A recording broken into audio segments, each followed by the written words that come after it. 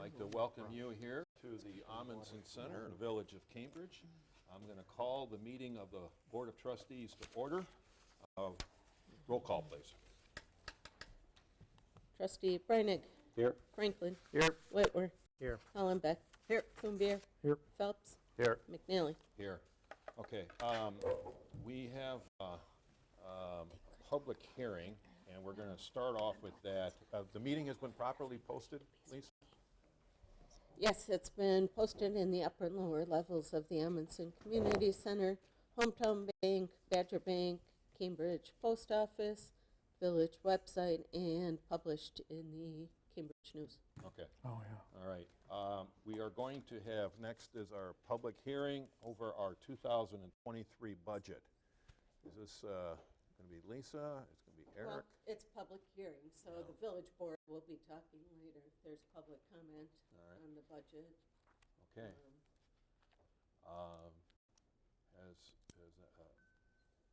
Are there any questions regarding the budget? I guess we'd start with that for 2023.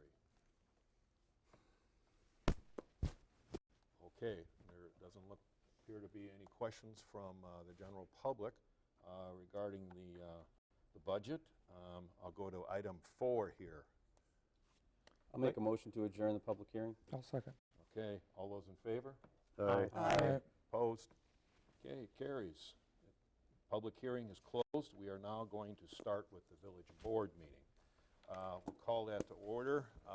Roll call again, please. Nobody's left. But Trustee Franklin. Here. Whitwer. Here. Hollenbeck. Here. Kumbir. Here. Phelps. Here. Breinig. here, McNally. here.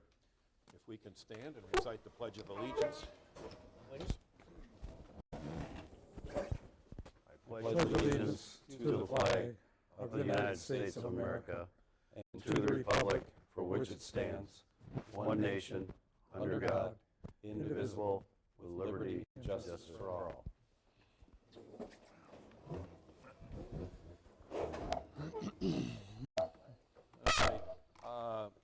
Lisa, proof of posting? Agenda was posted at upper and lower levels of the Amundsen Community Center, Hometown Bank, Badger Bank, Cambridge Post Office, Village website. Okay, all right. Going to move on to public comment. I spoke with Tom from the fire department, and I know we have some folks that would like to speak on that, but that's going to be a little bit Well- later in the, If there's general comment, though, other than an invited speaker, we should probably have them speak during the public comment session, even if it's about an agenda item. okay. Tom, I guess you want to come up here? Given the number that I see that are fire, 3 minutes? Is that a Fine. sufficient time? Okay, 3 minutes. And Chrissy, are you going to be taking time? All right. If you can identify yourself, sir? Hello, my name is Tom Frederick. I am the First Assistant Chief of the Cambridge Volunteer Fire Department. The fire department is currently functioning very well. The number of members we have responding to calls is good. We have effective training sessions and meetings. We do not present personnel problems for the commission, municipalities, or public to deal with. We quietly go about providing service to the community. We have sufficient leadership within the organization to continue in our current structure despite having to replace 3 assistant chiefs this calendar year, in addition to the anticipated and well-deserved retirement of our fire chief, Terry Johnson. If it ain't broke, don't fix it. Operation of the fire department relies on many things. Foremost are the principles of teamwork, trust, thoughtful preparation, and hard work. We have a leadership structure that supports this and works very well. The Fire and EMS Commission has proposed a game-changing alteration to this leadership structure that has come before your board for approval. The fire department has not been included in discussions or the design of this leadership change. For anything like this to be done successfully, we should have been consulted and listened to from early on. The current intergovernmental agreement dictates this. Instead, these changes were created without our input, and we were intentionally excluded from the process. The fire department members have always chosen who will be the fire chief, and this has served the community very well. These changes eliminate the fire department from any role in the selection of the fire chief, They also create numerous conflicts with the fire department's constitution, which is very important to our operation. We urge you to vote against these changes, or at least slow down their adoption until everyone fully understands their impact. The way this process has been conducted is wrong and expensive. It has damaged any level of trust between the fire department and the commission.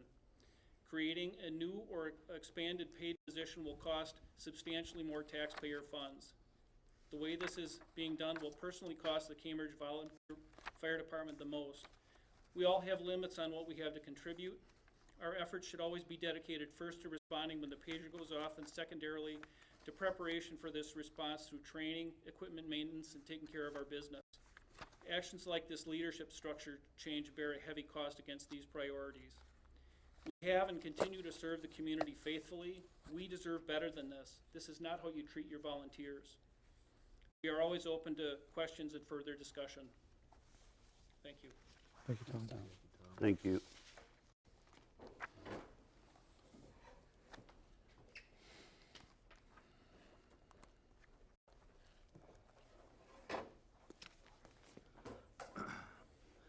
My name is Terry Johnson, the chief at Cambridge Fire.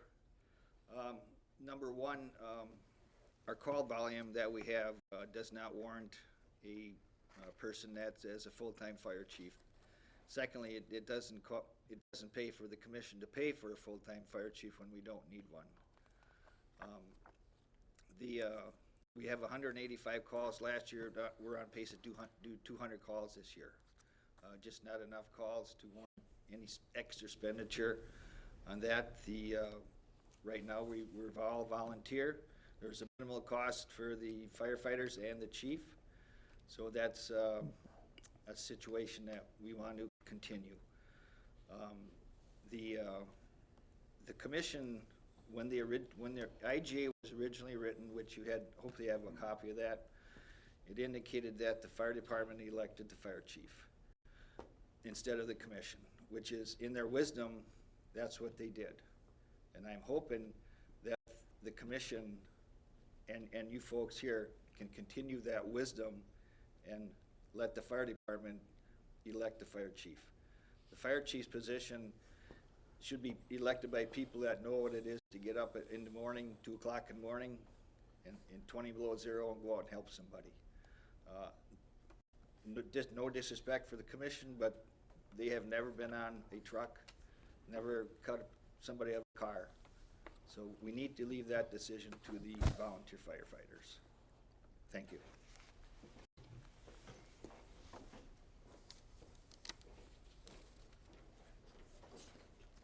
I'm Scott Forner, First Assistant Chief, now an honorary firefighter. I don't get up for carbon monoxide alarms 2 in the morning because you didn't change your batteries anymore, but if your house is on fire, I'm gonna be there. What is my time limit?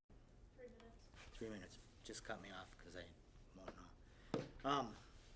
The reason a volunteer especially our volunteer fire department works is we choose the person that's gonna lead us into battle. You know, when this pager goes off, we have up to 40 people that are gonna show up for $10 a call. That doesn't happen unless you have complete and total faith and you're totally bought in on your leadership, and you have to be. That's the way it has to be. The idea of the commission picking a joint chief without any input from the membership of volunteers, while it may make sense to some, although I'm not sure why, it's not going to lead to a sustainable model. I think there'll be dissension in the ranks in a very short time. I heard a lot of talk about the reason we need to do this is because the fire department is not allowing the paramedics that are currently on the EMS and credentialed firefighters to join their ranks. That's a flat out lie. They've never applied. What we do require is that they apply for membership, we review their credentials, and they show up for our Monday night meetings like the rest of us have to, and they train with us so we know what they can and can't do. Everybody's got a strength, everybody's got a weakness. It's important to know that if you're going to be going into a dangerous situation. And we also require them to show up and flip French toast on Memorial Day morning like the rest of us, to show up on Saturdays unpaid and drag hose with the rest of us, and so on and so forth. You can imagine what goes in with the volunteer fire department. And I seriously doubt that that's going to be possible under the current model. We don't know what the current model that they're proposing is because we've never been consulted on any of this. You're going to probably have questions during the discussion on this, and you're going to ask us, and a lot of times we're going to have to say, we have no idea because we were never consulted. We don't even know what their thought process is, but it's flawed. But what little I can see in the copy of the IGA I've seen, it is a thought process, a flawed thought process. I'm not saying that this can't be done. I'm not saying that it doesn't make sense, but this cannot be done by January 1st. It's going to be a mess if you do, and it requires input from the fire department, and only volunteers can really, truly tell you how to keep volunteers. And finally, I remind you that you'll probably hear talk about volunteers on the EMS and how their numbers are growing. But remember, our volunteers are $10 a call. 3 minutes, 30 minutes, 3 hours, 3 days, we get $10. Their volunteers get paid for the shift they're on, and then get paid by the hour if they're extras on a second ambulance. Our volunteers carry our pagers from the minute we get up to the minute we go to bed. I used to throw mine on the council at work. I'm retired now, so I get the blessing of carrying this thing 24 hours a day, 7 days a week. And that's all I got. Thank you. Is there anybody else that would like to speak on the fire department? Okay, we're going to close that. Other individuals that would like to speak on anything else? Is there anybody here tonight before I close the public comment? Okay, fair warning. Going to move on. Public comment is closed. Thank you, gentlemen. We'll be talking more about this. Approval of the consent agenda. I'll make a motion to approve the consent agenda. All right. I'll second. Okay, we've got a motion and a second. Are there any questions, concerns about the consent agenda? I did not have any questions today. You do. I know, but the minutes were really thorough, so I had no questions. Okay, all right. Jeff Chrissy. Yeah, yeah, okay. Nothing else? Okay, all those in favor of approval of the consent agenda, please signify by saying aye. Aye. Opposed? All right, it carries. President's report. Couple of things. We had an open house here in town this last week. I attended. I was down there by myself. It was the Premier Dress Shop on Main Street where they relocated. And it was a lot of people in there. Upstairs, downstairs, met with both of the owners, talked with some guys.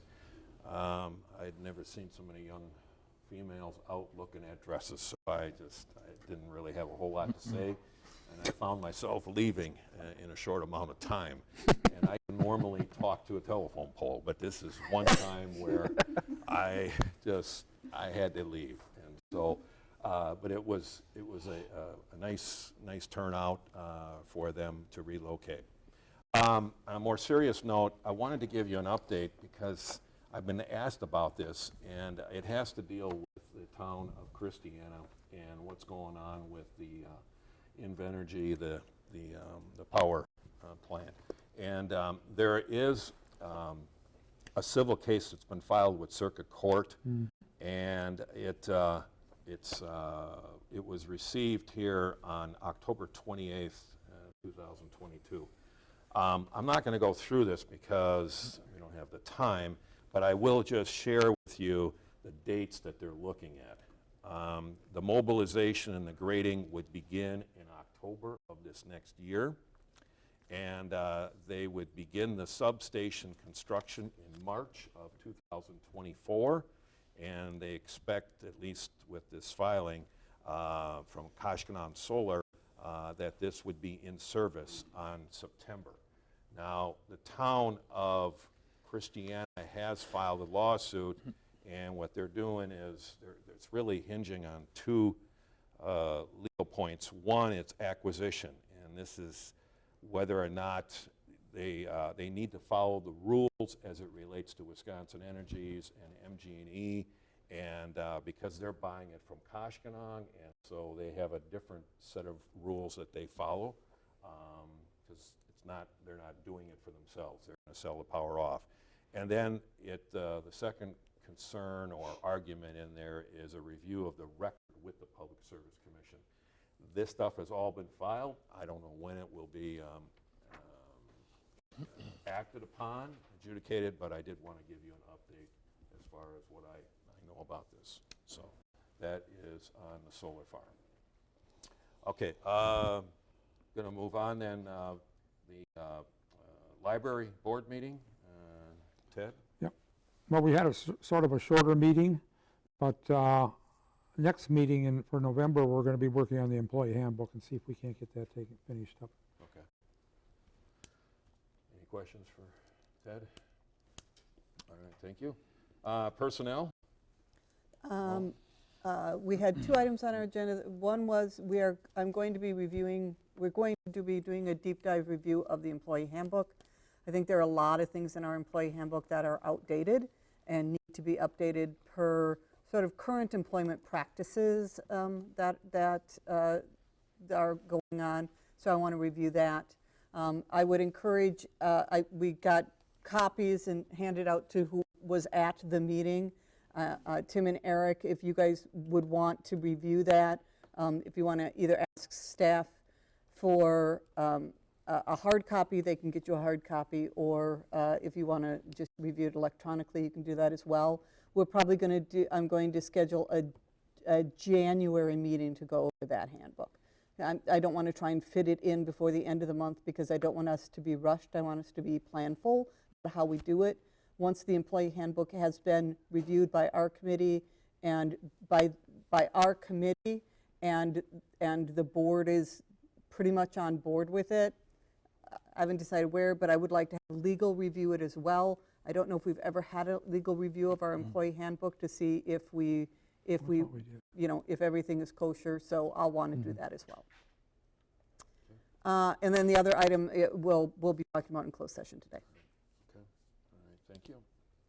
Any questions for Paula? All right. Director of Public Works, Todd. Come up, introduce yourself, take a seat, and give us an update, please. Hi, Todd Lord, Director of Public Works. Flag's up. It's lit. I need input on that. If you think that we need to add more light to that flag, but it seems to be all right. We're finishing up leaf collection tomorrow, and what else? Oh, Christmas lights are out. I had a question for you. How did you light up the tree next to the plow? Because I plugged it into a light pole over there, and I thought that was ours. So that must not be ours. I think we plugged it into the building, didn't we, Chris? Yeah. You can have a sidebar on. I can tell you after the meeting. I think we actually talked to That's just a quick question. Yeah. But those 2 guys are doing really good. We're using an awful lot of duct tape, but we're getting those trucks together. We got one more truck to work on, but I want to commend the guys for the lights on downtown. They look I mean, beautiful. I don't know, but they just look. I rounded the corner to come downtown tonight, and I was just, it was just so lovely coming down the hill. that would be Yeah. Cody and Jay. They did a great job. They were doing so good at it, I let them do it. I didn't want to get in their way. Yep. Because they made it look so good, and then they put the things so they go over top of the light poles. Yeah. So Yeah. it looks really nice. It does, when yep. you're looking at it. Because at the first one we didn't do that, and it didn't look right. Now we're going back and doing that. Nice. But Great job. You hit that one out of the park. Yep. That looks I great. think so too. All right. And we got the Lions Club lights up. They're not using the pole. We're gonna have to do some tree trimming up there to go half staff with that flag. A little bit of tree trimming. It's not gonna be a major amount, but just enough so it can go half staff. I got it about a quarter of the way down, and I was like, I don't wanna let it interfere with the tree right there. But otherwise it's, I feel very patriotic with that flag there. That's what we wanted. So you're all set then for the Lions Club and, Yeah, we're all set for the Lions Club. I think they're lighting up, this weekend, are they? I think it's the following She weekend. was out there putting up the, for that little tree that they have, setting that all up. so that's next weekend. I think it's the first Saturday of December. It's, yeah, the first weekend in December is usually the December Cambridge 3rd. Christmas stuff. Third, yeah. Okay. And I'm working with, Reliable right now on the electricity thing, and I'm gonna probably try and pan out for a couple different bids, Okay. because they're pretty high for redoing that park. Can I, Oh, for the lighting of the flagpole, or? Well, it's already lit. Oh, We, good. they lit it. They lit it the day that flagpole went up. I Right. wanted to make sure that was done on that day, to make Sure. sure that there was a light on that, so we didn't have to take it down that night. That's a two-man. I was gonna say, because that's a big flag, minimum. right? Minimum two-man. You kinda want three if you can get it, Wow. bringing it down, so. Santa Claus will be dropped off at the park, and fire department will be bringing him down again? Okay. And I know this was in the water and sewer meeting minutes, but for the people who maybe didn't read the packet, can you give us an update on the well number 2 replacement repair situation? We have one more thing to do, and we're waiting for the part for the brine tank. So we're manually operating the brine tank and keeping up, and the numbers are looking good. But otherwise, that pump was replaced All the and pumps replaced, everything's back So we aren't going to online. have to switch back to well 3 at any point right now? Not that I know of. Okay, good. I hope not. Unless something happens that, is unseen, but, Right. the only thing we're working with right now is the valve on the brine tank. We're waiting for a part, and we've been waiting for it for a long time. That seems to be the thing lately for parts, is waiting for them. Yeah. All right, thank you. But otherwise, it's up and running quite well. Good. Lee and Derek have done well with that. Excellent. Did you get your new Pelican street sweeper yet? Not yet. Not yet. I saw it in the minutes. but- Hopefully before it freezes again. Are- But we're gonna be out vacuuming tomorrow, and there's not a lot of leaves, so we're gonna try to vacuum up some of the curbing and stuff like that, and the gutter areas, to make sure that they look good. And, vineyards, we got all the screens and all that stuff out of the drains and got them cleaned out, so those are all up and ready to go. They shouldn't plug up anymore. I hope not. Do you have a time frame on the Pelican to come? I have no time frame. They're still working on it. And how many, just cubic yards of leaves have you collected so far? 940 right now, and whatever we do tomorrow. And those guys hold the record, by the way. Nine in a day. 7 was the previous. Okay. Nine what? you think? Nine Full full loads. loads in a loads. day. Oh, wow. Yeah. Wow. So Well, they you know- got it down to an art. And we got an awful lot of trees in this village, so. Yes. Got an awful lot of rakers in this There village. you go. Any update on the building and/or the trailer that needs to be removed from the yard waste area? As a matter of fact, yes. I'm sorry, I should have, thanks for reminding me. It will be started hopefully on the 1st of the year. Okay. And the trailer, we're working on emptying it, and it's gotta be out of there, and Steve's will take it as soon as we empty it. All right. Or it's somebody that Steve knows, they're just gonna come and collect it and do whatever they want with it. All right. Outstanding. Okay. I'm sure they'll take the mice with it. Any other questions here for Todd? Yeah, great job on the lights, and I think the next expectation will probably be the ice skating. Yeah. So you did an outstanding job last year, so you set the bar high. So there's going to be the same expectation. Don't say So- that. We're going to have some cold weather first. Yeah, we'll get we her. got to have some freezing weather. So Right, Okay. we'll get it. yeah. Trust me, we already had 9 degrees, we're gonna get some cold weather. All right. Well, please pass on Thanksgiving wishes for all the folks there in Public Works, and we appreciate what you do. Okay. Yeah. All right. And tell them how pleased we are with the downtown lights. They just look fantastic.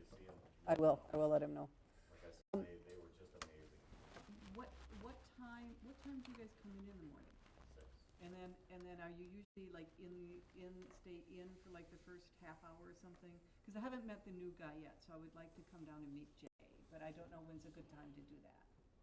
Well, if you want to come in at 6, you're welcome Okay. to. He's not going to be there tomorrow. He's actually on his way to Nebraska right now. So I'll maybe sometime next week. Sure. Okay. Thank you. Thank Thanks, you. Todd. All right. Hands down, they need to be commended for that. Thanks, Todd. You're done with me, right? Yes. Yeah. Yep, Thanks, Todd. Thanks for coming in. All right, village office update. Lisa? Election went well. We had roughly 80% turnout.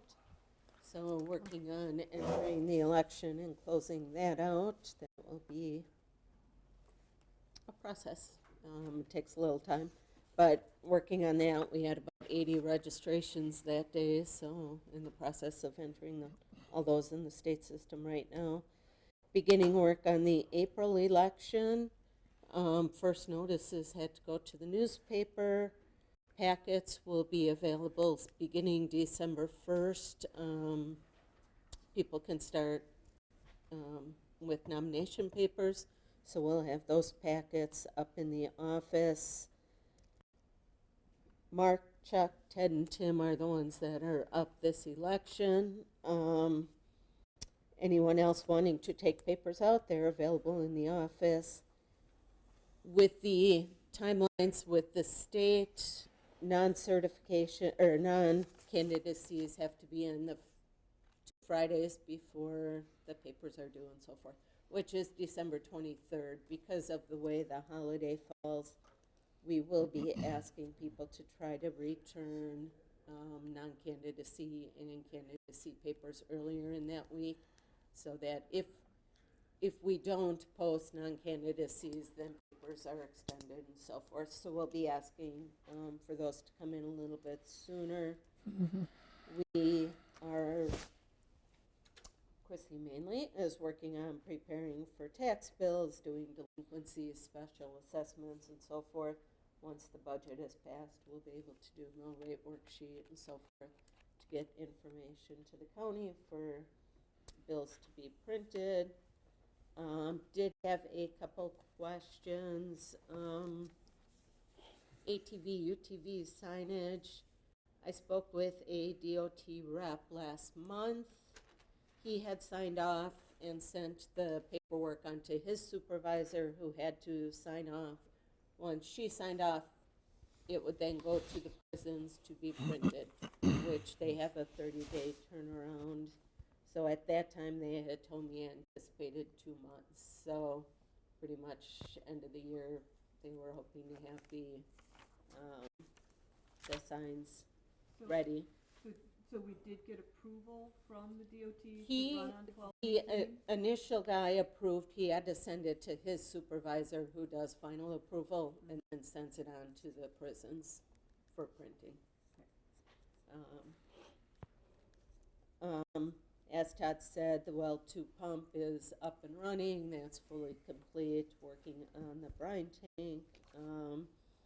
Garbage and recycling contract is, we had signed a 5-year contract, so that does go through December 31st of 2024.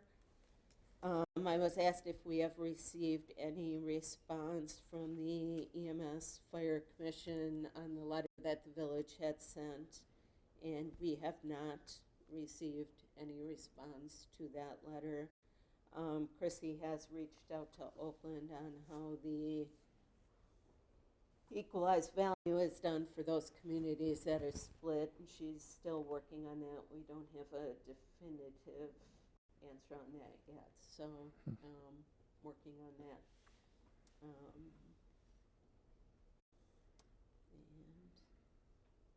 that's all I have. Unless anyone has any Bid questions. opening for well number 3 is going to be when, December? Bid opening is December 8th Yeah. for well number 3. So it will go to the water and sewer then for approval. We talked through the timeline, it is fine then. We'll bring it back to the village board the first meeting in January. Lisa, when you started off, you talked about the voter turnout. You mentioned 80%. Am I correct then? It's 80% of the registered voters in Cambridge voted? 80% of those that were on the poll books at the time. That's fantastic. Yeah, we always have a higher turnout Yeah, than but- statewide. You know, this wasn't even a presidential, Governor though, well, yeah, I suppose. Just- and Yeah. Senate and Congress, yeah, there were some big races up. Yep, I mean, it for was, it was busy all day long. Somebody watched from the time we opened, we did not have a lull until 9:15 in the morning. And it was steady all day. We had over about 250 absentee ballots that we got processed, and very busy day, so kudos to all my poll workers. It Okay, was a busy, productive day. yeah, 80% turnout. I thought it was like 65 was considered good, Yeah. you know? I mean, Plus, well, that 80% is based on the poll books as printed. Obviously, some of those people have moved and so forth, but then we did have 80 additional people registered that day. okay. That's all right. All right. Yeah, we do. I mean, this is democracy in action, Yep. right here in the village of Cambridge. Okay, any other questions for Lisa? Okay, need a treasurer's report and bills. What do we have, Chrissy? First run of bills was $142,806.96. The second run that was done today was $14,085.76. Grand total of $156,892.72.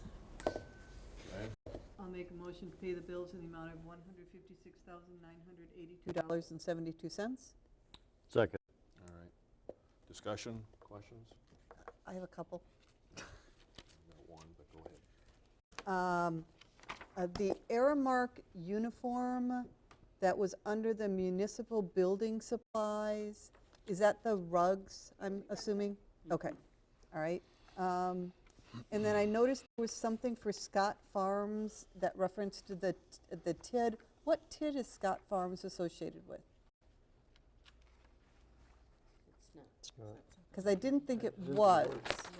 but it's coded, if it's the Dane County, I believe it was Dane County something. No land conversation. Dane County for land conversation. It has phase 2? So- Residential development. Not. Was that in the first round of bills?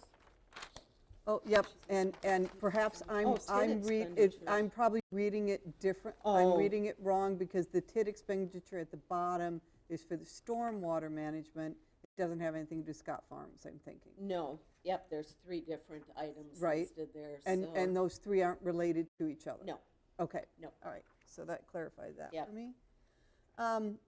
Then I noticed that we went to Menards for paper towels and garbage bags. Why aren't we getting those locally from the gas station, Dollar General, or Ace, so that we're supporting local businesses? We do support local business, we do go to Ace, Okay, but we can get a better deal when we buy paper towel from Menards.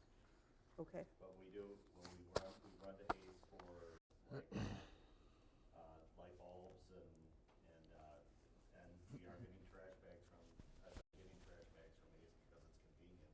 Okay, And I haven't had time to get to Menards, right, Okay. but Menards is a better overall, cheaper route to go. But I right, understand but about we are paying for gas to drive there too. Well, you know, it's not that far. It's right over here in Jefferson. Right, but it's still a gallon of gas. But You guys, I was just asking a question. Yeah. But we Just we thank run you. both. Okay, thank you, know, I appreciate If I'm that. buying a bigger quantity of stuff, I'm Yep. probably gonna go to Menards. Okay, then it's worthwhile. sure, sure. If I'm getting 4 boxes of trash bags, I'll go to Ace. Light bulbs, I go to Ace. Okay. You know, I know how to share the businesses Local, good. with the village. All right, thank you. The banner removal, I noticed, was $125. Did that price go up? Because I thought it was 100, and because we're charging, for banner placement, we're charging $200, 100 to put up and 100 to take down. But it's Did 120. he up it? Originally, they had said 100. No, he actually wanted 150 to go up and 150 to go Okay. down. He went down to And none this year have been charged because all the applications had been in before Right. we received that, so it will be But- going forward. But I think we only had that at passed in the 100, so do we resolution need to up at that 100. to 125 then, whatever that In piece the is? resolution.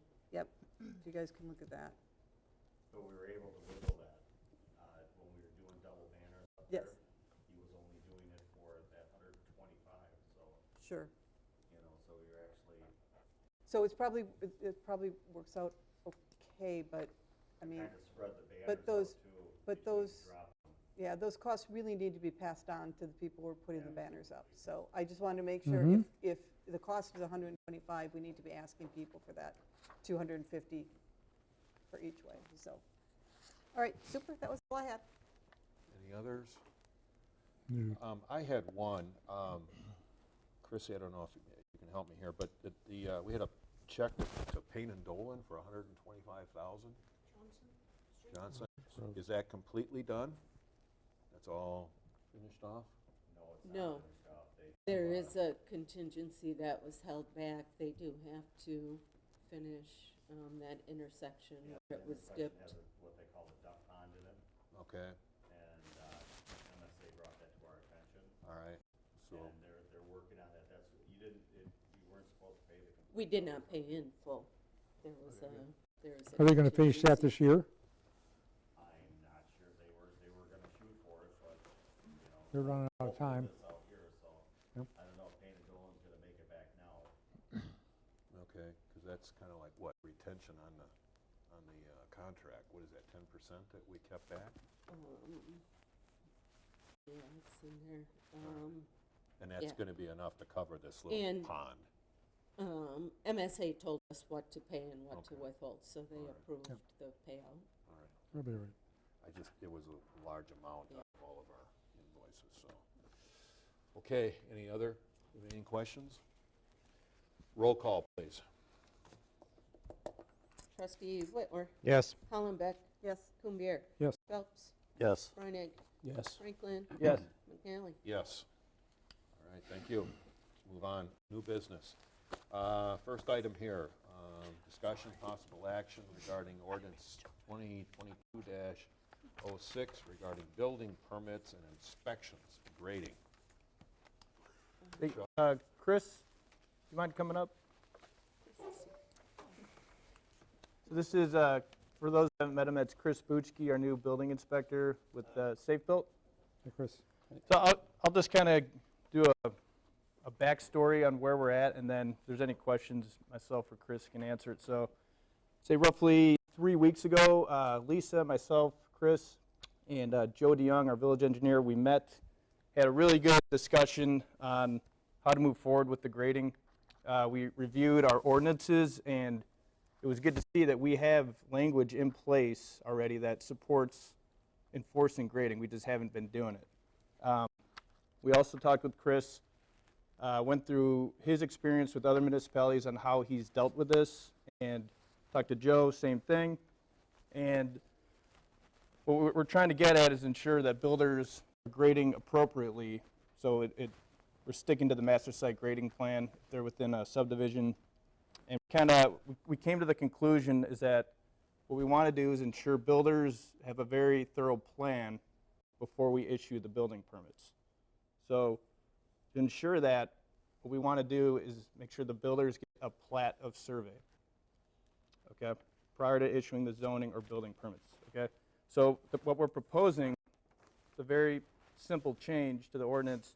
We're going to replace plot plans with plat of survey. So correct me if I'm wrong, Chris, but a plot plan doesn't have a lot of merit. Anyone could do it. It could be a sketch, so not a very professional document.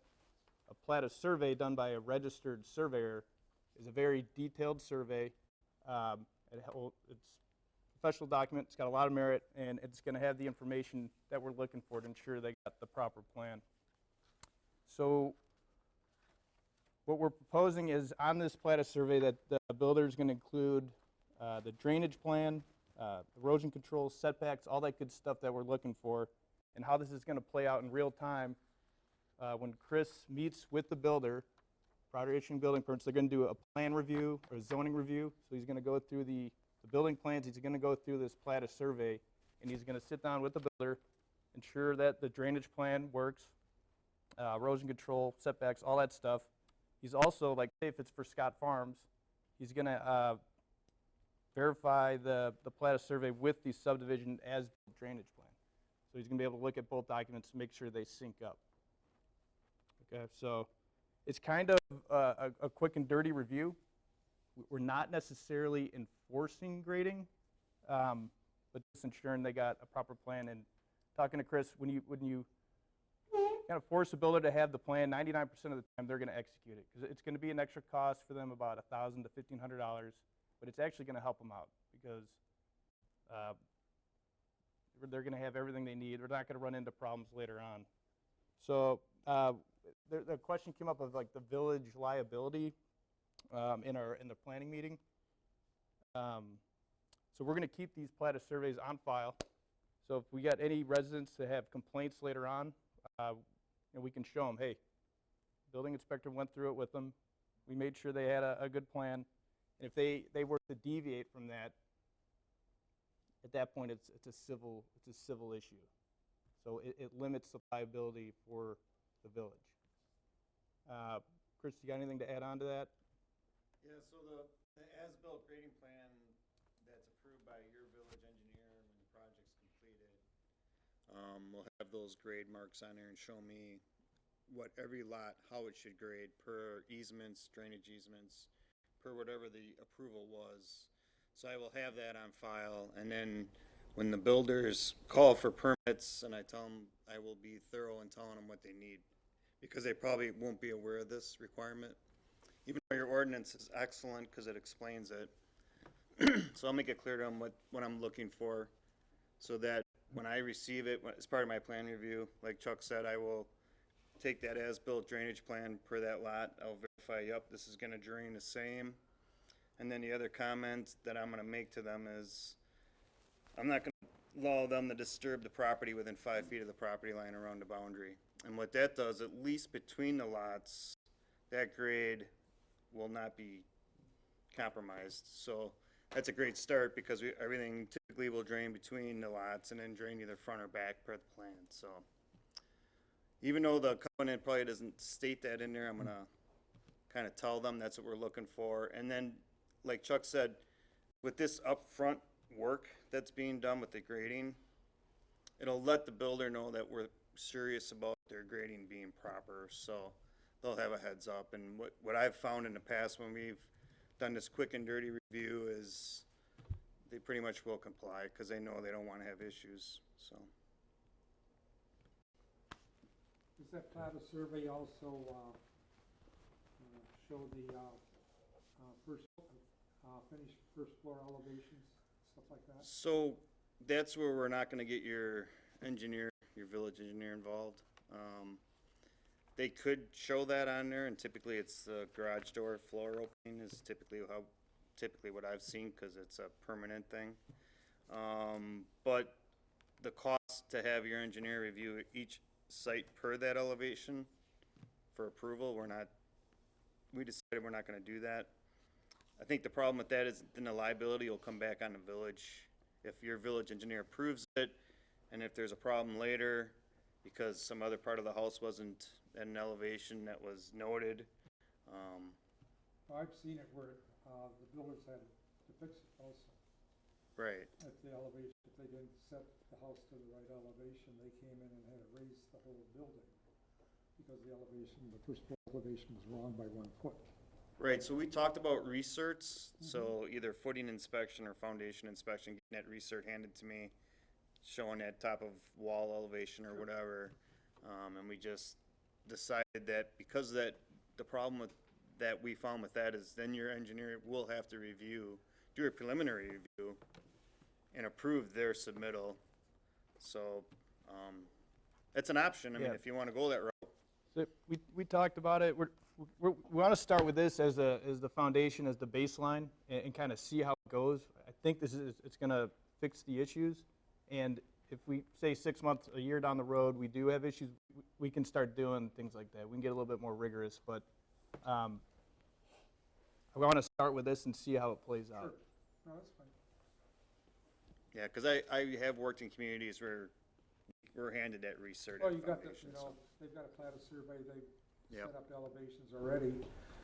It can't be that hard to put a first floor elevation on each of the lots. A big difference in some of those other communities is if they have on-staff engineering Yeah. compared to contract engineering that we're paying if we're having them check each individual property multiple times. And if we specifically sign off on that, aren't we opening us up to a little more Yes. liability than Yes. what we have currently? Yes. Which I'd be concerned of. And more expectation for Yeah. enforcement. And that's what, for those of you who are new to the board, we had a lot of discussion about the expectations that what we're biting off, depending on what we're requiring. So this is kind of a happy middle ground, requiring it on the front end without creating that. It was noted to me that in your zoning ordinance, a plat of survey is already required and it's noted in there. So I just think it's good to have it noted in this section also. It's just a double, it's because this section is more focused on the drainage and all that stuff. So to me, having that verbiage in there makes it more official, so. All right. Thank you, Chris. Was that, Jane, was that you that noted that? Okay, thank you for that, I appreciate it. Hey, Chris, I know it's a little nuanced here, but we have some developers that come in from out of state. And is this, as it reads here, it has to be a land surveyor registered in the state?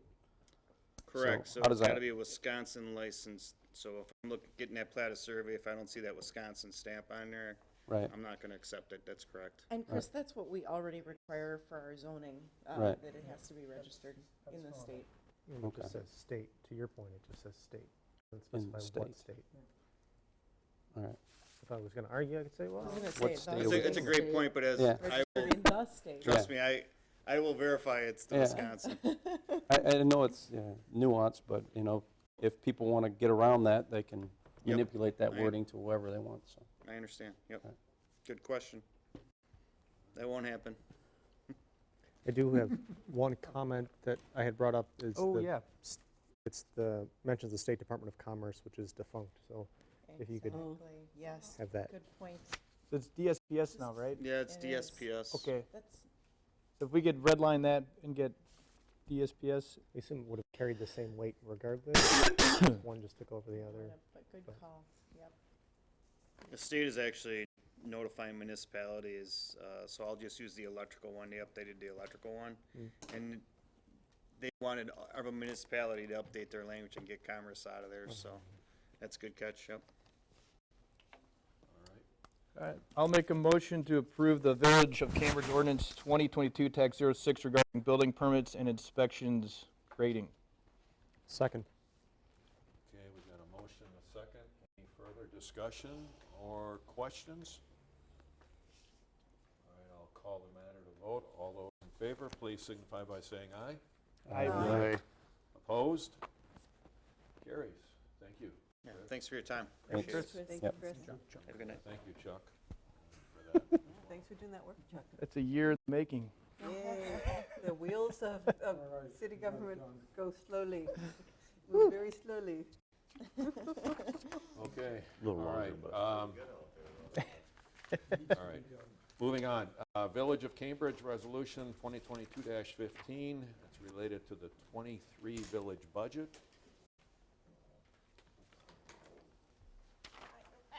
Any questions? have any comments in the public hearing, so now it's just a matter of approval. Thank you, Todd, and Finance Committee and Chrissy for working through it all.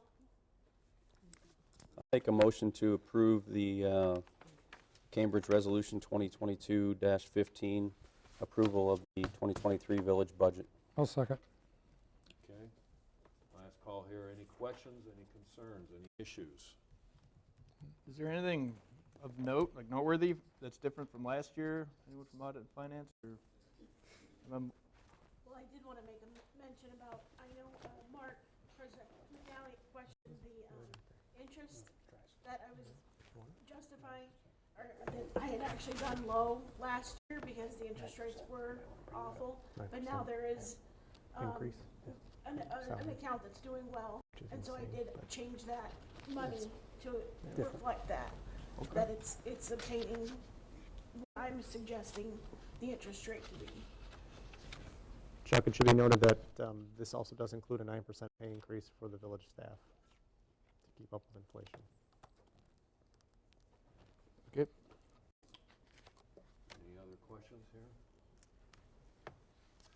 Roll call, please. Trustee Hollenbeck, Yes. Kumbir, Yes. Phelps, Yep. Reinig, Yes. Franklin, Yes. Whitmer, Yes. McNally. Yes. Okay. Want to thank the audit and finance, Chrissy. A lot of work goes into that document. That's something that, She makes it look easy. yeah, it's incredible. All righty, let's move on. Discussion and possible action regarding 2023 partnership with Jefferson County Tourism Official Guide. This is what we have done in the past, the one-page spread in their brochure. I did include the information from Carol. So it'll be carrying on what we've done in the past. I'll make a motion to approve participation in the 2023 JCATC partnership with a one-page half spread for Cambridge. I'll second that, but I have a question. Okay. Chris? What is the cost of that? It's at the $613. $613. Right. Two-page, full, which would be 2 pages, like, 2 pages is $1,230, $1,230, or $613 for 1 page. And what Carol often tries to do is find one of the neighboring communities that would do the second page, so Kind of split it up. it can be together still.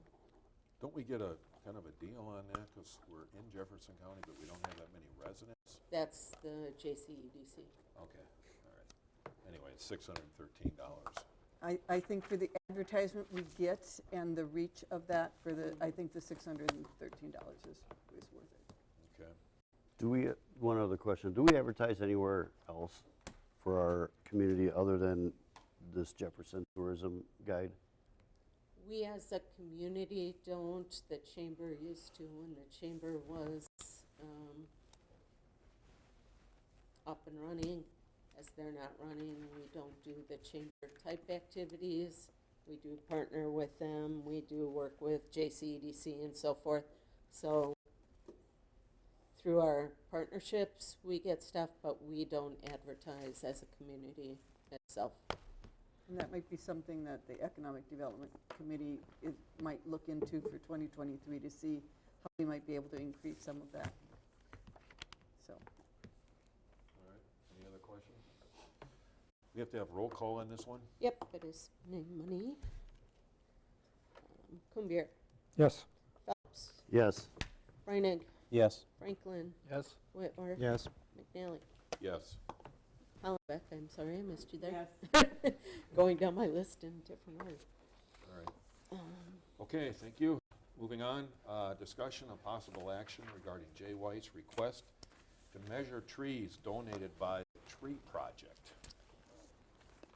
Shall I start on this If you one? want to. I could start on this one. I did send a letter that we sent, I think each member of the board got a copy. I did send a letter to Mr. Weiss after he had planted trees within the village right away, just to clarify. The last time we talked about having volunteers do work on village trees, we wanted to be just careful that we're kind of taking control as a village. Anytime we have volunteers come in to do village work, there's certain precautions we want to take for liability protection and other reasons. We also have a new ordinance that we just passed this last year that requires prior authorization for a private person to do work on trees within the village right of way.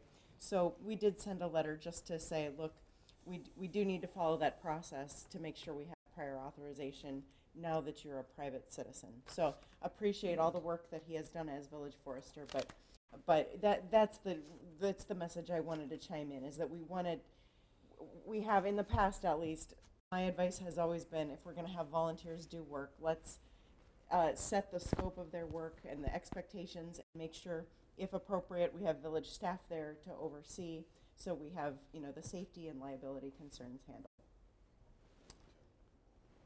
All right, but Jay wants to measure trees. So, And I think he has every right to do that. Do you see any issues from a safety perspective of him measuring the trees? I don't see a safety perspective on it. Okay. If he's planting trees, I feel it should be supervised, because of the fact that he actually he's not a village employee, and he's a volunteer at that point. I have to, And that goes for cutting trees down, or doing anything Pruning. to alter a tree in the Measuring village would- or in the terrace. But from a measuring perspective, there's no safety, he's not doing. That's tape measure and. Okay. Yeah, and I should be clear to say, so there's the volunteer issue. We want to keep our volunteers safe. Then there's the separate issue from our ordinance that says no work on village property without prior authorization on village trees. And so that's where it's a separate question, right? So I take your point. Yeah, this might not be dangerous, but we do have that new ordinance that is intended to say, oh, if somebody's going to go on the village right of way, we wanted control over it, is a consideration. My understanding was that he wants to measure the base of the tree, and he's got a 10-foot pole just on some to see how much they've grown. And then he compiles all that information and then gives speeches throughout the state. country, exactly. Yeah, so, I'm not sure what it is hurting anything, since he actually did plant these trees. I'm not sure if the funds came from the village itself. I don't know that, because I'm a newcomer, but I do know that his forester project, I believe, donated the trees to at least the area where I live, and some of the other places within the village. I'm not sure it's really that big of a issue.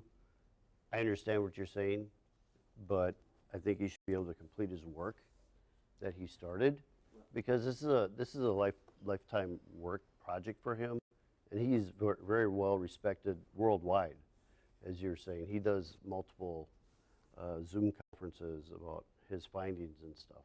So I don't think we should hinder his But career. we need to abide by our ordinances. Well, I didn't say we shouldn't. Okay, so, and But I think I'm- that's what the question is. Yeah, I guess it's a policy decision whether you want to follow the ordinance. Absolutely. So I guess I wouldn't have a problem with him measuring it if we know when he's going to be doing it. If he can't just haphazardly say, well, I might go out one day between now and, December of next year. If we know what days he's going to be out there measuring, I would just want to have some of those parameters around it, but I wouldn't have a problem measuring it if we know when he's going to be measuring it, again, to comply with our ordinance. Because why do we have ordinances in place if we aren't going to enforce them? And to follow up, that was one of the things I had concern, when will this be happening? Because we will get the phone calls saying, Correct. why is there somebody in my front yard? Yep. And the one concern that I have is he still viewed as a village employee doing this? Are people speaking to him as a village employee? Second, because these are village trees, I would want any updates provided to the village in an electronic form with measurements and so forth, so that Todd can keep our, our GIS system updated with the trees, if any have died, so forth. And if there are issues with a tree, that they be directed to Public Works, so that Public Works can remove or prune, do other things. And I guess following that would be, is this indefinitely, into the future? So each time he's going out to measure, is he letting us know? Is it a time frame that, yep, you can do this for so long, or, It's a really good point. When he was a village employee, there were a lot of things that just naturally happened. Those would be public records, that they would be village records that he created with all of this information. Now they wouldn't be unless we had some sort of affirmative agreement with him to provide those records to us. So the records is a great point. There are probably other considerations like that we'd want to just set out in an agreement that we took for granted because it happened automatically when he was a village employee. Now we need to, my advice would be that we come up with an agreement for the records and the other considerations, the time of day and those kinds of things that we had control over when he was a village employee. Okay, does anybody want to make a motion to have Jay let us know approximately when, because, in the next month, and then he has to submit the information back to us, and he is allowed to measure these trees and ascertain the height using that 10-foot pole. Anybody want to make a motion? I would request some sort of hold harmless clause in his participation. Okay. Because if he's in the boulevard, if he gets hit by a car or whatever. You want to make a motion? I'll make a motion for an agreement to be drafted by our legal representative, an agreement that can reach out to Mr. Weiss that works for both the village and the voluntary service that he wants to provide. And I think it has to be time bracketed, and we may need to revisit that. If he wants to measure them every year, then we would need to revisit that every year so that we have an understanding of what dates he's going to go out and do that measuring, because I think that's important for constituents to know, and for staff when they get phone calls, why is this strange man in my front yard, as Lisa said. Okay. All right. Well, second. So we got a motion and a second. You're going to work on this, Jane? And I'll put the records, is that, if that's part of the motion too, I would cover the records in that agreement and anything else that. Right. that Yeah, I don't think think this of that we're email working on it. negates him for any kind of, he's saying that he would hold himself harmless of any injuries, but I'd rather Put see it that in in a an legal agreement. document. Yeah, exactly. So, All right, we got a motion and a second. All those in favor, please signify by saying aye. All right. Opposed? All right, thank you, Jane. We'll get on this. Back. Okay. That's a lot of crap. Moving on, unfinished business. Got A and B. One is a fire commission update, and then the other one is discussion and possible action regarding amending the fire commission intergovernmental agreement. In your packet is the materials from the last Cambridge Fire and EMS Commission meeting. And in there is the agenda, the previous agenda. There is the intergovernmental agreement, but it's just in there for purposes of today to get this started. But we did have a meeting. We talked about three things at the meeting. One, I have asked both departments, fire as well as EMS, to provide me with a complete set of financial statements at the end of the year. So I want to see a balance sheet, which would record all of the assets and liabilities. And I want to see an income statement, because we don't really get one. And showing all the receipts that are coming in and all the disbursements. So we will be getting that. I've made myself available should the departments need some help. On the balance sheet for the fire department, you're gonna have to force out the shareholders' equity, because you've got assets and you've got liabilities, and then there's just gonna be a lot of contributions and, from over the years, and that's because you don't have anything to work with. I'm assuming that you don't have a balance sheet. I don't know. Terry? Yeah, we sent that to you earlier this week. You requested for 2020? 2022. You said 2020. Oh. So we sent that to you. Okay. I Hopefully thought. you received that. All right. I don't recall seeing it. So, but I was looking for 2022, and that would be something that if you need help, I would do that. Would be done until January, because you don't close out your books then until the end of the year. Do you want to send me a request for 2022 Sure. then? I will. I'll do it over again. I'm sorry if I put 2020 in there. So I did ask for that. And the EMS knows this as well. So that's one thing. Another item that we talked about, and there is in the materials, it's an alcohol policy. And making sure that we are not storing alcohol on site.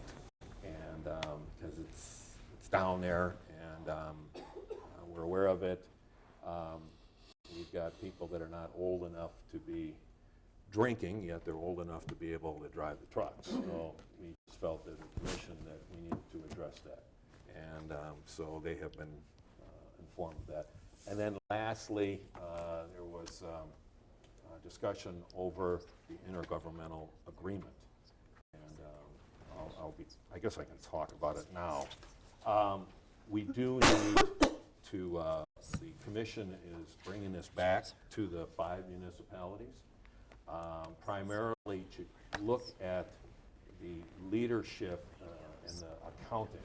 We have currently Mary Johnson on the fire and Paul Blount on the EMS, and we are looking as a commission to have one person that would oversee both departments and report to the commission.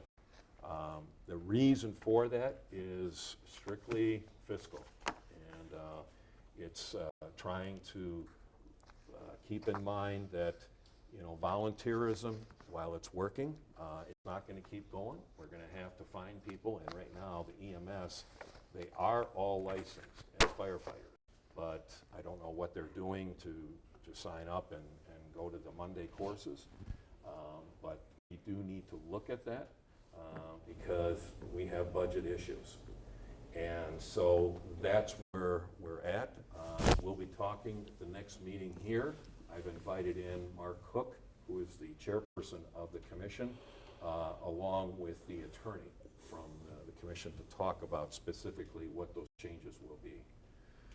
The only other item that I'll say right now is that the commission, and I know I've been involved with this, we are looking at other municipalities and to see if they would be interested in joining up with us. Now, it may not be for full fire, but it might be for EMS. And we're just not far enough along. I don't want to identify those parties, but we are looking at trying to figure out how to spread our cost out over a larger group. So that's where things are at currently. I've got a couple of questions. I'm going to go back to more the update first. I'm looking at the November 10th meeting minutes, and under new business, the second bullet item down, approve reserve fund emergency spending on new EMS radios not to exceed $30,000. You guys can't spend money out of the emergency fund without it going to the municipalities, right? That was one of the questions we raised in our letter. October 24th letter, and we did say that it was our read, absent any emergency need for the expenditures, that those would come to the municipalities for approval. Right. So I don't understand. So the the commission entirely ignored the letter we sent them, and they're still not abiding by the rules of the agreement. I think that what my recollection on this and talking with Mark Cook is that the radios were considered to be an emergency. Oh, that's The just- radios were what? that's crap. Emergency. Well, they Yeah, could I'm going to be. consider them emergency. I know because that, we waited so long to bring it up, and now we have to have them right away. You know, that doesn't count as an emergency. Okay. That doesn't count as an emergency. Well, aren't these radios used for communication between, No, amongst them, I'm asking a question, amongst themselves along with other municipalities to get their point or get help if they need it? Sure, I get that. Okay. But I can guarantee you, they didn't know yesterday they were going to need the radios tomorrow. This was brought up at a village board meeting months ago. This was You brought had mentioned it. months ago. So you can't manufacture an emergency and call it an emergency, just to get by that rule. That is part of the intergovernmental agreement. And again, we have contracts for a reason, and we need to abide by those rules that are in those contracts. Okay. Second thing then, I understand and get the idea of having a singular director. Has there been conversations that says, yes, we're going to have this singular director, but the Cambridge Fire Department's day-to-day operations and how will they work, they would still have a deputy chief that doesn't have the financial aspects of it, but does the day-to-day running of that, and that would be elected by the volunteer fire departments. I mean, has the commission had conversations about that? Because particularly based on what the gentleman said tonight, it does seem a little incomplete in that you would just have a director suddenly take over both sides without there being some sort of, because, I mean, if we're going to put Paul into that role, how well does Paul know the running of the fire side of it, all of those kinds of things, and so just wondering if something like that might be a step that would allow the fire department to still trust who they're going out with on calls and trust that person, but having the purse strings part of it being more accountable to the EMS, Okay. the commission. All right. I'll try to answer this. No decisions have been made about who this person would be. We're just looking at, the commission is looking at the structure. Number two, the commission, and I've made it clear, none of us are firefighters.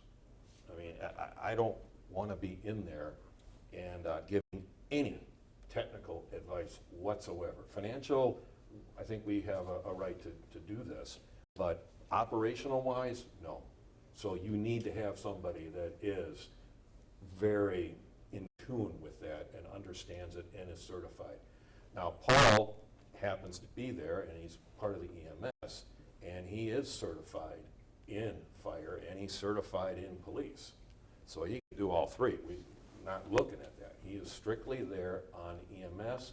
He may or he may not be the person that would be taking this over. So You forgot to mention one thing then, Mark, also, is okay. Paul needs to be a resident of Cambridge if he's going to take this spot. He can't be in Lake Geneva and respond to a fire call, because it'll be over with already. Right, okay. Yeah, I have the same concerns as Paul. I just want everyone to be represented fairly before this agreement is signed. Absolutely. And there are some holes in it, and they've shared their concerns about, it seems like they haven't really been represented fairly. I think there needs to be some sort of a hearing where they can provide their input. Because how's it going to work? We got a joint chief, and then what, a senior firefighter? Like how's it gonna work? The It's construct just that there's I'm some thinking holes about is kind of along the same lines as a military construct, right? It would be administrative versus operational, Right. right? So you would still need to have your fire chief operational person there. That would make sense to me. And then administratively, maybe your Paul Blount or whatever could take care of the administrative issues with it. Yeah, But- and I like that side of it, of Paul handling the budget, the records, the policies, the procedure. I think he'd be great at it. I'm just worried about the operational side on the fire department. So I think that needs to get hashed out, and I do think we need I think firefighter input on how that's going to work exactly. Fire and EMS input. Right. And the same thing with EMS, you know, they could have their own person that's in charge of the day-to-day activities of EMS. It does, it could be one of the people on staff right now. Or the administrator could do a dual role. It could be, depending on their skill set. But I still want the fire department to be, we need to have a fire chief that oversees the Operationally. operations of the fire department. And I think this is where the commission got in trouble before, Mark, in doing things in a vacuum without involving the right people. And so, I mean. You got to learn from those Yeah, mistakes. the commission has, exactly, as Chris said, learn from those mistakes because they've made a lot of them in the last couple of years. Yeah. And you've got people here who want to be part of that conversation. And they can be part of the conversation if everyone goes in saying, you know, we want what's best for the village and not dig your heels in, actually look at the reason. My concern about saying we have a separate admin, we have an administrative person, and then we've got 2 directors on each side, and there are 3 people, we have now increased the cost greatly, the cost that we're going to have. So I don't necessarily think the 3 have to be entirely separate per se, but you know, I do think that, I think it's 3 roles, but those 3 roles could be served by 2 people or 1 person. Depending on the skill set of the 1 person, perhaps they could do all 3 roles. But I would want to have some input from All right, the people affected. the bigger issue here is the communication. And I will tell you, I wanted to have a meeting here. I reserved this room. I contacted Terry. I wanted to have it on December 7th, a meeting here, that the fire department could come in. Because the fire department is the first ones that are out there. They could have some very valid suggestions on how this stuff can be improved. And what do we need to do with emergency services in 2023? Not 1960, not 1970, not 1980, 1990, 2000, but 2023. And a lot of other neighboring municipalities are in this process. They're doing it. That, having said that, we haven't really, I don't know, maybe there has been discussion, but I would like to see that. And that's what I had reserved this room for. And I hope that that happens. I don't know if it will. I'm just Why? letting you know. Why not? When is it? It was for December 7th. And Monday? if you are telling me that this is something that you would still, you know, encourage that has happened, that happens, I will double down and I will let Mark Cook know. And, you know, hopefully that will, because I believe you guys need to be heard. Well, yeah, they're voicing their opinion that they haven't been able to say anything. Okay. So you're right on that. Preliminary meeting on the 7th, I think that's an awesome idea. But to expect this to be done by 2023, No, I don't think it I don't think it's going to happen then. No. It's too late in the year. Yeah, there's no way. But we haven't even really, I don't think that the commission, and I got to be careful now because I'm only speaking from my point of view. my one single role there, or member. I don't know as if we've got all of the concerns. We certainly didn't get them at the last meeting. All right, so we need to do that. I mean, Yeah, and, Mike, go ahead. so you're the treasurer, and you said the major concern behind, or while you're making this decision is because it's a fiscal decision. So has anybody ran the numbers? What are the numbers? I don't have them with me. So if that's your mainstay of why all this has changed, why all these amendments have been made on the, so what is the fiscal, what are the numbers that we can look at to see if we can make a valid decision? I mean, and the only, and I think when Mark made the statement about 2020, what's it like in 2023, just because you've always done something a certain way doesn't mean you should always keep doing it that way. Right, we need to move. Yeah. Oh, no, and I agree with that as well. So Terry, you're done the end of the year? The new elections are the second weekend in December. Okay. But then I just had a comment that I did talk to one of the fire commissioners, and they did not have any clue what was going on prior to the November 10th meeting. And this was all written out. The lawyer had printed this all out, and you got commissioners that didn't even have a clue what was going on. You know, sort of like a lot of stuff that happens at the Fire and EMS Commission. So this isn't the first time that something's been decided like that by that commission. And this board, I know, has voiced concerns with the Fire and EMS Commission about that multiple times. So we're with you on that one. Just to address a couple of comments that were made about, having, administrative side and operations side. The current IGA recognizes our Constitution, and our Constitution spells out that we have two sides to our department. We have the president and vice president, and we have a board of directors and treasurer, and they handle the administrative side. And the fire chief and the assistant chiefs and the captains and lieutenants, they handle the operations side. That's already in place. The IGA also talks about numerous reports that come from the fire chief to the commission on a lot of different stuff that we do, and particularly including the financial stuff, the budget stuff. And the budget that we get from the commission, it's a very simple, it's a one-page, there's money for maintenance of equipment and buying fire gear and so on. It's a very simple simple budget that we get from the commission. We also have money that comes our way from other sources, that fundraising and 2% dues and so forth. But our finances are not that complicated. It's that we need to have somebody that we're going to pay a bunch of extra money to oversee. It's not. I think where part of this concern comes in, from my perspective, is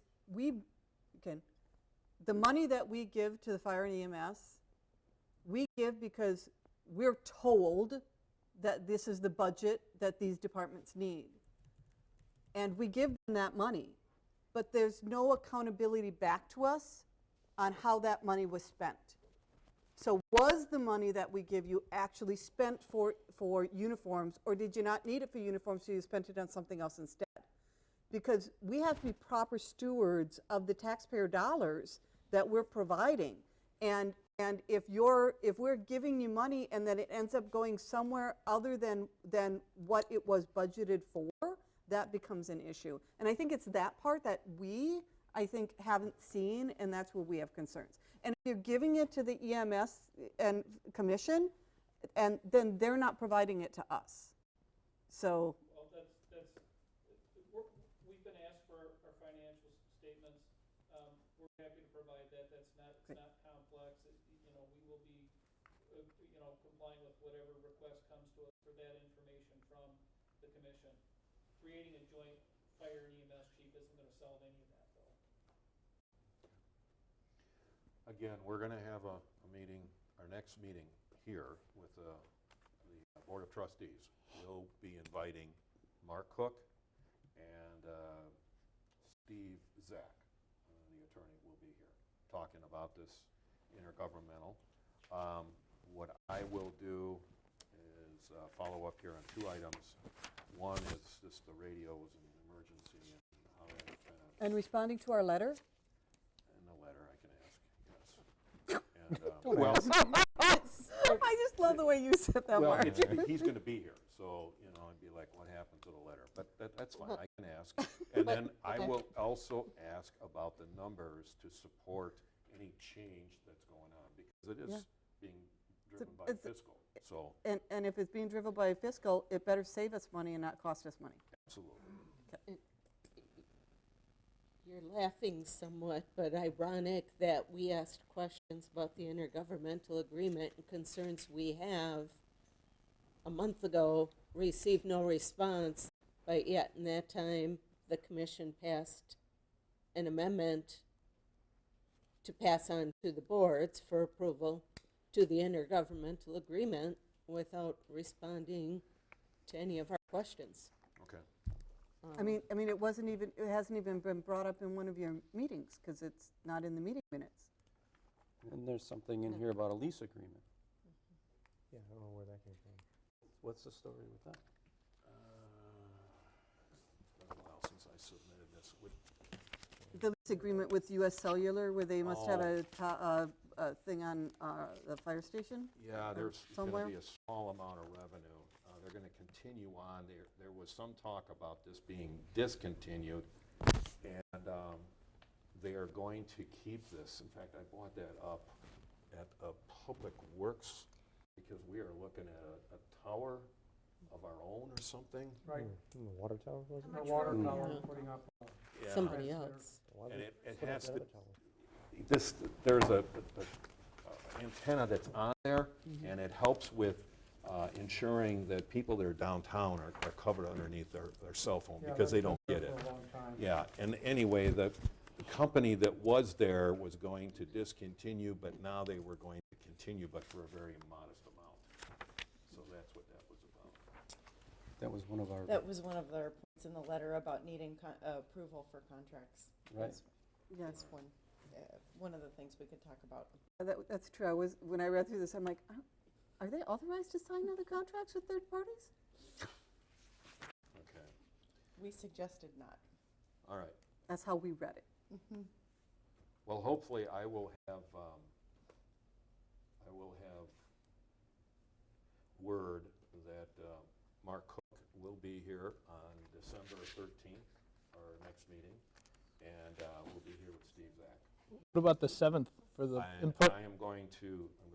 if you are all in favor of encouraging this, I will go back and I will let them know that from the Village of Cambridge, you're saying we should have this meeting and to continue on with December 7th. By this meeting, is it like a public hearing, or is it, I guess I don't really understand what the meeting is. Fire And who's commission invited, meeting? Is it a and what's the village board? agenda? Yeah. Today, we're going to go 2 different ways. My way was just to have everybody. All the fire departments, or any other residents, anybody that had any So basically a questions. public hearing. Public hearing. Wouldn't Okay. fit in here. That would have to be published as a public hearing then. I know, but at least I needed to have a place, and so, it was going to be here. That's why I reserved room. And then the other way that Mark had talked about was to have him and I, just 2 of us, along with the attorney, and then Terry and a couple people. Just representatives of the Yes, fire and department. see Okay. what their issues are, and then talking to us and making sure that we've incorporated that into our thought process. So that would be on the 13th board meeting? It would be on December 7th. That would be the Oh, 7th. on the 7th, okay. And then you can Yeah. tell us on the 13th what happened at that meeting. Got it. So you want to do it to December 7th then? Yes. So would you guys have representatives that would be willing to meet with the EMS commission under those circumstances? We wanted to be part of this process from the get-go, and we've not been, Okay. we would be happy to sit down and talk and share our concerns, how we feel like this needs to go, what's important to us in the process, and how it's gonna affect us. One thing I would ask though, so they have their constitution, the fire department has a constitution. There's an intergovernmental agreement, and I see some conflicting language in the documents. Is that something that we as a community should ask our attorney to review and see where these documents do not conflict? One looks like a policy and procedure manual, although it's called the Constitution. One is an intergovernmental agreement. I see some conflicting language. I don't know if that's something the commission is supposed to be looking at, or The commission probably should look at it, shouldn't they? I'm going to defer then to you, Jane. I would suggest Jane look at it. well, Well, the the commission commission lawyer then? I think the commission's lawyers should look at that and spend their money Okay. instead of us spending ours. Oh, it'll Sorry, still be Jane. our money. but- That's okay. Well, then we can ask that of Mr. Cook when he is here on the 23rd, or the 13th. So was there a copy of the Constitution in? No, I got one from Terry. Oh, okay, great.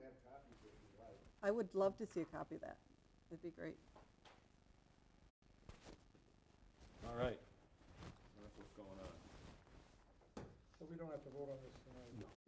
That's good. Good. That's what they're talking, All right. that, Okay.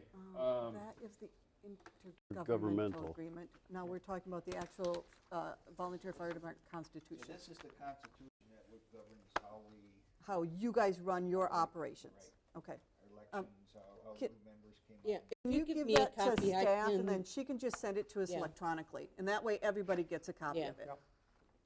So the Constitution is approved through the commission? Correct. Commission, in the intergovernmental agreement, they recognize our Constitution. And actually, I didn't They see that. recognize your Constitution. They didn't have input into it or approve it. They just said, we recognize the Constitution. Right. So that's a different legal definition. Yeah. That's what I'm concerned with. 'cause Yeah. The commission could certainly raise concerns to us, saying, hey, we have this concern in your Constitution.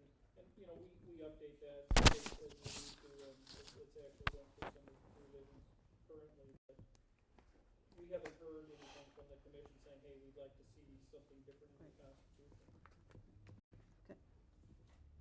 All right. Okay. Thank you, gentlemen, for your cooperation and in tonight's discussion. I think we got it. Thank you. All right, going to move on. Correspondence, I don't see anything, so we'll move from there. Questions, referral to staff, future agenda items. You've got a couple on here. One is Cambridge Foundation request, so we get that into you, Lisa? Yep, and suggestions. We've had a couple come from committees, but anything else, let me know. Okay, when do you need to have those by? Well, the board will have to decide at that next meeting, so Right. sooner rather than later. And we need dollar amounts and so forth for All right. everything. Okay. We'll get that in. There is no village board meeting on the 27th. That will be on the agenda. That'll be on the next agenda. We haven't voted that yet. Yeah. Yeah. that's December 27th. There is one item that's coming up, We usually don't have the second one in December. and it's in early December on the 9th. We are going to be meeting with Town Oakland Oh, on Village Way. Blue Jay Way. Is that the board going to meet, or? No. Chris, would you be available? Did you get copied on that? I copied. You had the wrong email address and then I forwarded it Okay. to you. All right. Margie Hesking, with the subcommittee. There's a meeting out at the school, and I guess there is some movement on the town of Oak Cliff. So Margie Banker is going to have the meeting. Who's doing the agenda? Pardon? Who's doing the agenda? Russ? I don't know, I'll reach out to Margie and, yeah. Because And I noted that if it's the full subcommittee meeting, it needs to be posted in the agenda and so forth.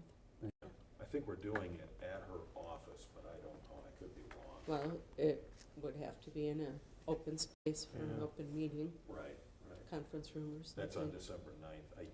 Do you remember the time? Is it like 10 o'clock or 10 something? a.m. 10 a.m. 10 a.m.? Okay. All right, so maybe progress is being made with AJ Way. So, which, again, if there's going to be commitments to something, Mark, it has to be an official committee meeting, and we have to have the proper people represented in there. If it's, otherwise you're committing to only what we've already committed to, which is we're paying half. I did stress that it would have to be posted as the subcommittee meeting, which Chris and Mark are two reps on the subcommittee, and that we would again share the letter we sent to Oakland with what is the village board position. And you at can't this go time. beyond that position. I understand. Okay, Very understand. okay, thank you. 'Cause I don't want to get stuck them thinking we're promising something we're not. I like the movement that's going on here, and We're gonna put curb and gutter on both sides of the road, Paula. I don't know anything about the movement other than they didn't. I know well, nothing they're about at least movement we'll have either. the meeting. I don't know anything about a movement, and I'm part of the committee, so. Well, I'm just saying that movement in terms of having a discussion again. For a while, there hasn't been anything. All right, so that's going on. A little late in the year for it, but. Yeah, it was budgeted, so. All right, upcoming meetings. Is there anything else before I move on? No, but I'm really glad you brought up that meeting, because otherwise I think Yeah, Chris that wouldn't have wasn't even known done. about it and know that Yeah. he's supposed to be there, so. I'm sorry. And I just want to make sure that it's properly posted. Yeah. And I did get your email and I about mentioned time. that, and we'll follow up with Margie. I sent it to you, or I had your Oakland. old email, so I didn't know. And I guess you've got a new one too. It's been since she's been on, yeah. Yeah, Paula Hollenbeck at, Yeah, it's normally just our first initial. We first name. had that whole discussion when they Yes. both came on the board that it was changing to a different email address. oh, otherwise it's usually just the first initial? Before you were P. Hollenbeck. Oh, okay. Yeah. Yeah, mine's this long. Mine's Paula Hollenbeck, all one word, Oh, at, Yeah, yeah, and then you get like Cambridge. at Wisconsin. ci.cambridge.wi.edu. I gotta look at a business. The only card thing to I don't know, tell. what does Yeah. the CI stand for? Does anyone know? Criminal investigation. Yeah, I'm City. city, It's all the but, municipalities have that same, yeah, that, but some have village, some but have village. it's been yeah.